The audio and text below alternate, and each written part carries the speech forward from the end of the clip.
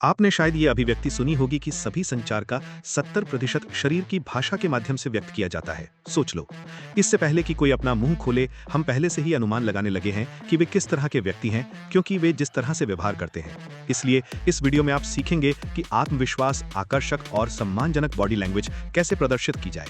हम आपके पैरों से लेकर आपके चेहरे के भावों तक सब कुछ देखेंगे और सुनिश्चित करेंगे कि आप पूरी तरह से समझ गए हैं कि कुछ प्रकार की बॉडी लैंग्वेज अच्छी क्यों है और कुछ प्रकार खराब क्यों है। तो चलो पैरों से शुरू करते हैं। आपको यह सुनिश्चित करना होगा कि आपके पैर कंधे की चौड़ाई से अलग हों और आपके मोजे बाहर की ओर इशारा कर रहे हों।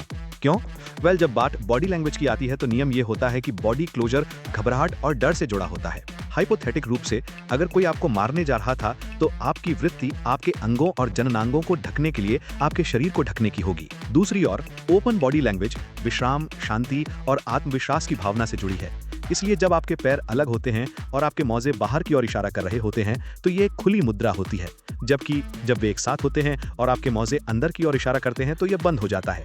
चलो व्यापार के लिए नीचे उतरें। अपने हाथों को अपनी जेब में ना रखें, उन्हें पार मत करें, एक हाथ को दूसरे हाथ से ना पकड़ें और अगर आप किसी पार्टी में हैं तो अपनी छाती को ढकते समय ड्रिंक ना रखें। ये सभी बंद बॉडी लैंग्वेज के रूप हैं। तो मुझे अपने हाथों से क्या करना चाहिए? अपनी बाहों को अपने पक्षों पर आराम से रखना बेहतर है, भले ही आपके पास ड्रिंक हो। यदि आप किसी से बात कर रहे हैं तो आप अपने हाथों का उपयोग कुछ बिंदुओं पर जोर देने के लिए कर सकते हैं। यदि आप मुझसे मेरे शरीर के एक हिस्से को समायोजित करने के लिए कहें जो इस बात पर सबसे अधिक प्रभाव डालेगा कि लोग आपको कैसे देखते हैं, तो ये रिब पिंजरा होगा। वास्तव में ये वो क्षेत्र है जिससे लोगों को सबसे अधिक समस्या है। हम में से कई के पास गोल कंधे कहलाते हैं। हमारे कंधे आगे मुड़े हुए हैं, हमारी गर्दन के पीछे जा रहे हैं, मोटे तौर पर हमारी संस्कृति के कारण जो तेजी से कंप्यूटर उपयोग पर निर्भर है। अपनी छाती को पकड़ने का आदर्श तरीका यह है कि आप उसे बाहर निकालें और अपने कंधों को पीछे खींचें, जैसा कि इस छवि में है। आप में से जिन लोगों को कंप्यूटर का उपयोग करने के वर्षों के बाद आपके आसन की समस्या है, उनके लिए कई व्यायाम हैं जो आपकी पीठ को सीधा करने और आपके कंधों को ठीक करने में मदद करेंगे। चलो सिर पर चलते हैं। आपको सीधे खड़े होना चाहिए, अपने सिर को अपने शरीर के बाकी हिस्सों के अनुरूप रखना चाहिए। आपका सिर आगे की ओर होना चाहिए। आपको उसे नीचे नहीं झुकाना चाहिए क्योंकि ये बहुत मामूली दिखता है और आपको उसे बहुत ऊपर नहीं उठाना चाहिए क्योंकि ये बहुत अभिमानी दिखता है। चेहरे इस बात का एक बड़ा हिस्सा हैं कि संचार करते समय लोग आपको कैसे देखते हैं। दो चीजें हैं जिन पर आप ध्यान देना चाहेंगे। पहला, आंख से संपर्क है। संभावना है कि यदि आप इस वीडियो को देख रहे हैं तो आप पर्याप्त आंख से संपर्क नहीं कर रहे हैं, खासकर यदि आप एक पुरुष हैं। मजबूत नेत्र संपर्क आत्मविश्वास का एक बड़ा संकेतक है।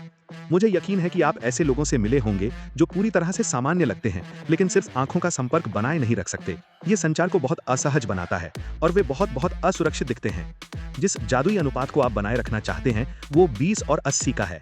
आप बातचीत के दौरान 80% समय आंखों से संपर्क बनाने और 20% समय अपनी आंखों को भटकने में बिताना चाहते हैं, तो आप बहुत आत्मविश्वासी दिखते हैं। दूसरे व्यक्ति की बातों में बहुत दिलचस्पी रखते हैं लेकिन साथ ही आप अजीब नहीं दिखते। दूसरी चीज जिस पर आप ध्यान देना चाहते हैं वो है आपकी मुस्कान। आपको उन विशाल दांतों में से एक की आवश्यकता नहीं है अपने चेहरे पर 24/7 मुस्कान दिखाते हुए, क्योंकि ये वास्तव में घबराया हुआ दिखता है। ये मुस्कान मजबूर और नकली लगती है। इसके बजाय हल्की मुस्कान रखना बेहतर है, जैसे कि आपका दिन अच्छा जा रहा है। ये खुशी की आभा पैदा करता है लेकिन ये ईमानदार दिखता है, मजबूर नहीं। मुझे गलत मत समझिए, अपने दांतों को दिखाते समय मुस्कुराना बिल्कुल सामान्य है, लेकिन इसे विशेष अवसरों के लिए बचाएं। अब जबकि हमने ये पता लगा लिया है कि अच्छी बॉडी लैंग्वेज कैसी दिखती है, तो चलिए बात करते हैं कि आपको कैसे चलना चाहिए।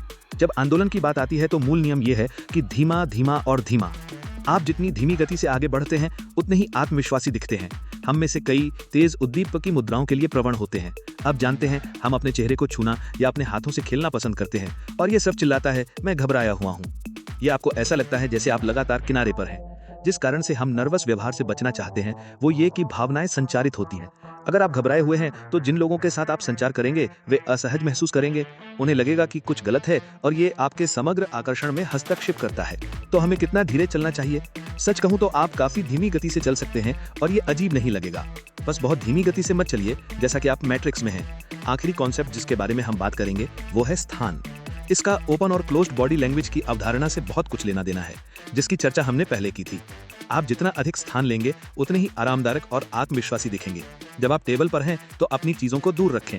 अपने फोन और अपनी नोटबुक के बीच थोड़ी सी जगह होने से ना डरें, लेकिन वो आदमी मत बने जो अपने बैकपैक और जैकेट में 3 स्थान लेता है। जब आप बैठे हैं तो अपने पैरों को अलग अलग करके बैठने से ना डरें। खाली होने पर अपने हाथों को अपनी बगल की कुर्सी पर रखें। अपने शरीर को खोलने से ना डरें। और ये बात है, यदि आप अधिक आत्मविश्वासी दिखना चाहते हैं, अधिक आकर्षक दिखना चाहते हैं और अधिक सम्मान पाना चाहते हैं, तो आपको बस इन अवधारणाओं को ध्यान में रखना होगा। बंद बॉडी लैंग्वेज से बचें, थोड़ा धीरे चलें, अधिक जगह लें और अपने आंखों का संपर्क बढ़ाएं। इन परिवर्तनों को करके मैं 100% गारंटी दे सकता हूं कि आप अपने सामाजिक जीवन में सुधार देखेंगे, चाहे वो डेटिंग हो, मीटिंग, पार्टियां या यहां तक कि सिर्फ दोस्तों से बातचीत करना भी हो।